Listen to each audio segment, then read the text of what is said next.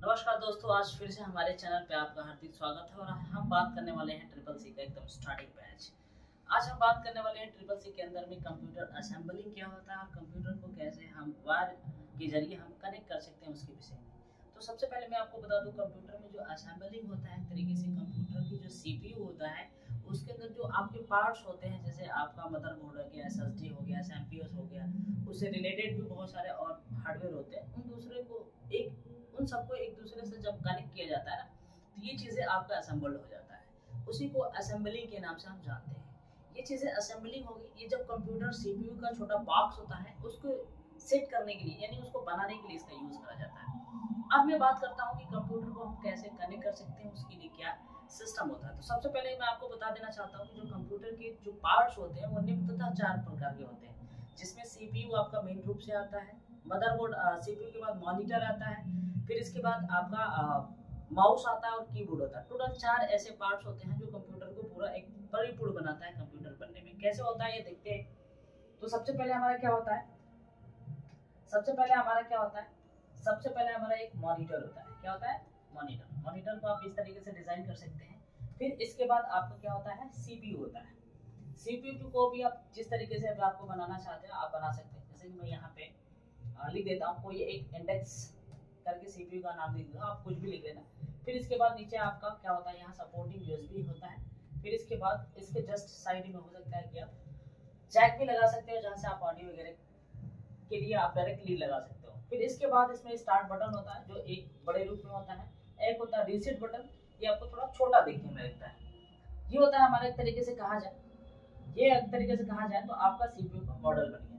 इस तरीके से देखा जाए तो हमारा जो कीबोर्ड होता है वो इस तरीके से दिखता है। इसमें बहुत सारे बटन्स होते हैं। फिर इसके बाद यह माउस होगा।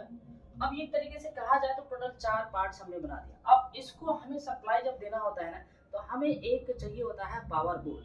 तो आप पावर बोर्ड कहीं से भी ले सकते हो, जो आपके घर में एक तरीके से कहा जाए तो बिजली के रूप में आती है, वो ले सकते हो। इसके अंदर में आपका क्या होता है, सॉकेट्स होता है। वो सॉकेट्स आपको क्या करना होता है, कनेक्ट करना होता है आपको आपके सीपीयू से। सीपीयू के अंदर जब तक हम करंट नहीं देंगे तब तक हमारा कंप्यूटर चलने वाला नहीं। और सीपीयू में एक हमारा इनहेरिट रूप से आपका एसएमपीएस होता है, जो एक तरीके से कहा जाए स्विच मोड पावर सप्लाई के रूप में होता है, जो पूरा नाम भी इसका है।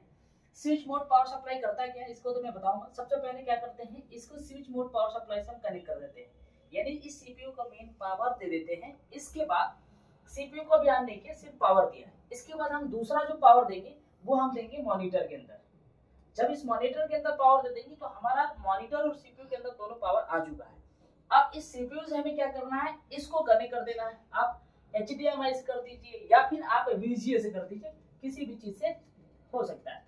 HDMI एक सोर्स होता है जो आपके कंप्यूटर की जो डेटा होता है वो कंप्यूटर के मॉनिटर सिस्टम पे आपको दिखाने के लिए बहुत ज्यादा उपयोगी होता है। अब क्या करना होता है, कंप्यूटर को यहाँ से स्टार्ट करना होता है। क्या करना होता है, स्टार्ट करना होता है। जैसे आप कंप्यूटर स्टार्ट करते हो तो ये चीजें आपके मॉनिटर में, और मॉनिटर से होकर के आपके कीबोर्ड और माउस में भी ये कनेक्ट होता है। सीधे सीधे इसके बाद इसके अंदर कनेक्ट होता है, यानी इन तीनों चीजों को सीपीयू से कनेक्ट कर दिया जाता है ताकि इसका इंस्ट्रक्शन हम सीपीयू के जरिए मॉनिटर में दे पाए।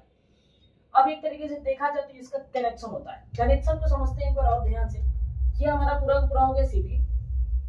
सीपीयू को हमने क्या कर दिया है, सीपीयू को यहाँ से हमने पावर सप्लाई दे दिया है, ठीक है। फिर इसके बाद मॉनिटर को हमने यहाँ से पावर सप्लाई दे दिया है। फिर इसके बाद इसको चालू होने के बाद जो डेटा इसके अंदर ट्रांसफर होगा वो चला गया आपका इस तरीके से इसके यहाँ, यानी मॉनिटर के अंदर जाए। फिर इसके बाद यहाँ हमने क्या कर दिया, माउस कीबोर्ड का जो वायर होता है वो हम इसके यूएसबी से कनेक्ट कर देंगे, यानी यूएसबी से सीधे सीधे आप यहाँ ऐसे कनेक्ट कर दो, चाहे इसको ऐसे कनेक्ट कर दो।